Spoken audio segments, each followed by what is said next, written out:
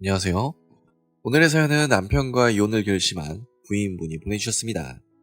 몇 년간 결혼 생활을 잘 유지하다 여동생분과 얽힌 문제로 이혼을 결심하셨다는데요. 무슨 사연일지 한번 읽어보겠습니다. 남편이라는 사람이 어떻게 그런 짓을 할 수 있는지 모르겠습니다. 차라리 제게 그런 짓을 하였다면 나았을 거예요. 하지만 제가 정말 목숨만큼 사랑하는 남편만큼 사랑했던 여동생에게 그런 짓을 할 줄은 몰랐습니다. 자기 어렵다고 제게는 비밀로 하고 여동생에게 그 짓을 한 것이 더욱더 괘씸하고요. 대체 어쩌다 이런 일이 벌어졌는지 지금부터 말씀드리겠습니다. 저와 남편이 결혼한 지는 5년 가까이 되었습니다.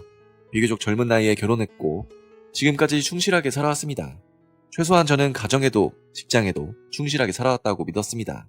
남편에게도 가능한 한 충실하게 아내 노릇 해왔다고 생각했는데 남편은 그렇지 않았나 봐요. 어쩌면 저와는 상관없이 그냥 남편 인간성이 쓰레기라 그런 짓을 한 것일지도 모르죠.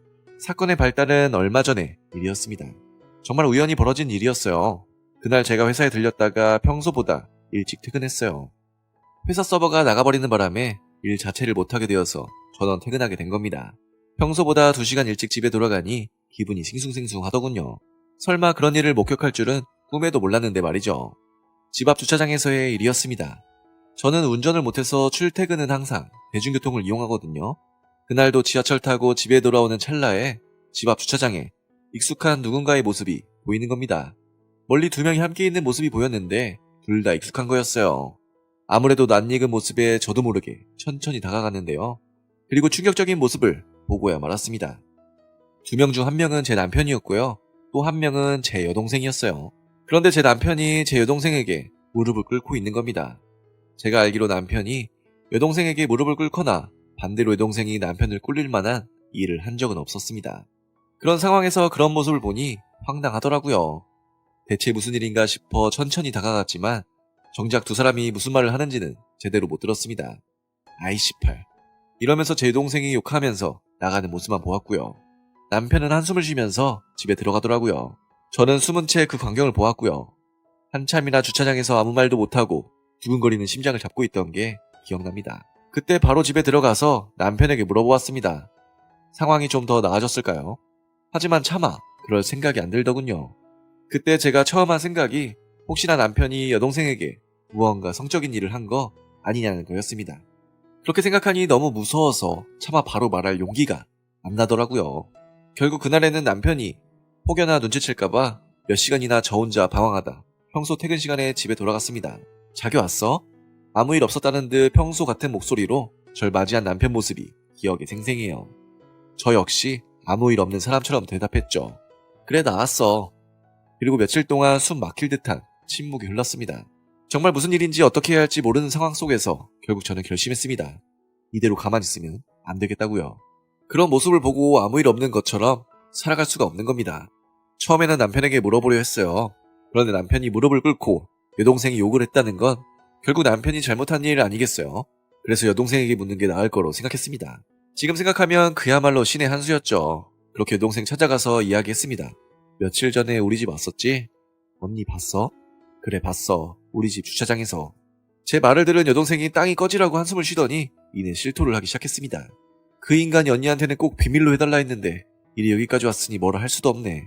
무슨 일인데 그래? 그 인간 사고 쳤어. 엄청나게 크게. 무슨 사고를 쳤는데 그래? 누구 때리기라도 했어? 새로운 가상화폐에 투자했다가 그게 상장 폐지되었대. 처음에는 무슨 말인지도 몰랐습니다. 가상화폐 열풍이야 잘 알지만 저는 생전 그런데 투자해본 적이 없거든요. 이후 여동생이 그런 저에게도 알아듣기 쉽게 설명해 주었습니다. 남편이 아는 사람 통해서 새로 만들어진 가상화폐에 투자했답니다. 처음에는 돈 잃을지도 모른다는 생각에 재미로 투자를 했는데 그게 10배가 되었대요. 100만원 넣어서 1000만원이 되었다는 겁니다. 그래서 그 인간이 눈이 멀어서 1억을 투자했답니다. 남편 자기 돈만으로 1억을 마련할 수는 없었죠. 자기 돈 3천만원에 자기 아는 사람 통해서 빌린 돈이 2천만원이고요. 또 우리 여동생에게 5천만원을 빌렸다는 겁니다. 여동생이 저보다 돈을 잘 벌지만 그래도 5천만원은 아주 큰 돈이잖아요. 그걸 어떻게 빌려주었느냐 물어봤는데 기가 막혔습니다. 나도 가상화폐에 투자할 줄 알고 돈 빌려준 게 아니야. 그 사람 엄마가 암에 걸려서 수술이 필요하다고 하는데 어떻게. 기막히게도 남편이 자기 엄마까지 끌어들여 사기를 친 겁니다. 시어머니가 암에 걸렸다고 속이고 둘이 짜서 우리 여동생에게 울고불고해서 5천만 원을 빌려준 거죠. 제 딴에는 1억 투자해서 10억 만들어서 돈도 갚고 잘 먹고 잘 살 생각을 한 것 같아요. 하지만 문제의 가상화폐는 거품 덩어리였고 상장 폐지되었답니다. 제가 듣기로 상장 폐지되면 사실상 1원도 못 건진대요. 그렇게 남편은 자기 모은 돈을 다 날린 건 물론 7천의 빚을 떠안게 된 거죠. 우리 여동생 역시 무언가 상황이 이상하게 돌아가는 걸 눈치챘답니다. 상식적으로 시어머니가 암에 걸렸는데 제가 아무 말도 안 할 리가 없잖아요. 그래서 이래저래 알아보다 시어머니까지 거짓말시켜서 남편이 돈 빌린 걸 알았고 돈 내놓으라고 했더니 남편 놈은 빈털터리인 상황이었죠. 우리 여동생도 화가 엄청나게 많이 났대요. 바로 사기죄로 경찰에 신고하려는 걸 제 얼굴 봐서 참았답니다. 몇 번 빚 도촉을 했는데도 돈이 안 와서 결국 직접 찾아왔고 그게 제가 본 풍경이었던 겁니다. 돈 없는 남편 놈이 무릎 꿇고 싹싹 빌고 여동생은 그래도 제 남편이라고 인생이 불쌍해서 욕만 하고 간 거예요. 이실직고한 여동생이 제게 묻더라고요. 그 인간 너무 불쌍해 보여서 아직 언니한테 말은 안 했는데 이제 어쩌지? 제가 무슨 말을 할 수 있겠나요? 여동생에게 너무 죄송하고 미안하고 제가 전생에 무슨 죄를 지어서 이런 새끼랑 같이 사냐는 생각마저 들더라고요. 하지만 그래도 제가 언니 아닙니까? 남편이 여동생에게 사람으로서 못할 짓을 한 걸 알았는데 어떻게 하겠어요. 못난 남편 둔 언니로서 책임을 져야죠. 어떻게든 내가 책임을 질게. 그리고 저는 곧바로 남편에게 달려갔습니다. 좀 흥분을 해서 집안 물건 몇 개 부수고 난리를 쳤어요. 이 미친놈아, 가상화폐인지 뭔지 투자해서 돈 달린 것으로도 모자라 내 여동생한테 빚을 졌다고? 그것도 5천을? 시어머니랑 같이 짜고? 네가 사람 새끼냐? 이 개만도 못한 놈아. 평생 그날보다 심한 욕을 한 적이 없습니다. 아무튼 첫째 날에는 남편 상대로 욕을 하고 깽판을 쳤고요. 그 다음 날에는 시어머니에게 전화했어요. 야, 이 사기꾼년아. 시어머니고 뭐고 눈에 보이지도 않더군요. 자기 아들이랑 붙어먹으면서 우리 여동생 등쳐먹은 미친 연놈으로만 보였어요. 그래서 시어머니에게도 욕을 한 바가지 해줬죠. 시어머니는 잘못이 있어서인지 아니면 빡친 저를 건드리면 더 큰일 날 거로 생각했는지 아무 말도 못하더군요. 저는 한껏 욕을 퍼부어준 뒤 마지막으로 말했죠. 네가 네 아들 교육 못 시켜서 이런 일이 벌어진 거야. 너희 아들 감방 보내고 싶지 않으면 당장 5천만 원 마련해서 내 여동생에게 갚아. 알았어? 시어머니에게 전화하고 얼마 있으니 남편에게 전화가 오더군요. 아직도 그 인간이 정신을 못 차린 상태였습니다. 욕을 하려면 내게 해야지. 왜 우리 엄마한테까지 그래?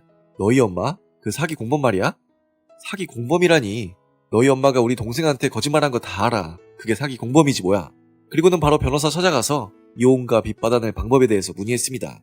다행히 우리 여동생도 사업하는 애라 빚 증명 서류는 확실히 받아두었더군요.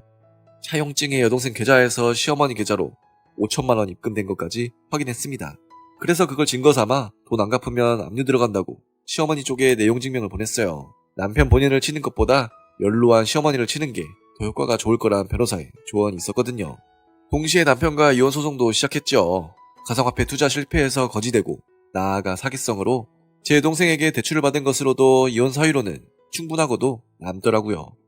혹시나 그쪽에서 개인 파산이니 뭐니 할까봐 허튼 짓 하면 바로 사기로 고소한다고 을러놓은 상태입니다. 시모에게 집이 한 채 있거든요. 그 집을 팔아서라도 여동생에게 빌린 돈을 갚게 할 겁니다. 돈 안 주면 바로 시어머니를 사기꾼으로 만들 수 있는 상황인 게 다행이에요. 환갑 넘은 시어머니가 교도소에 가던가 아니면 집을 팔던가 그쪽에서 알아서 하겠죠. 물론 남편과는 별거 상태이고요. 두 번 다시 그 인간을 남편으로서 보는 일은 없을 겁니다. 네, 오늘의 사연은 여기까지입니다. 남편분의 잘못된 선택으로 벌어진 일을 수습하느라 애쓰신다는 사연이셨습니다. 아무쪼록 문제의 빚 문제와 이혼 문제까지 좋게 해결되었으면 합니다. 그럼 저는 다음 사연으로 돌아올 테니 구독과 좋아요, 알람 설정 부탁드려요.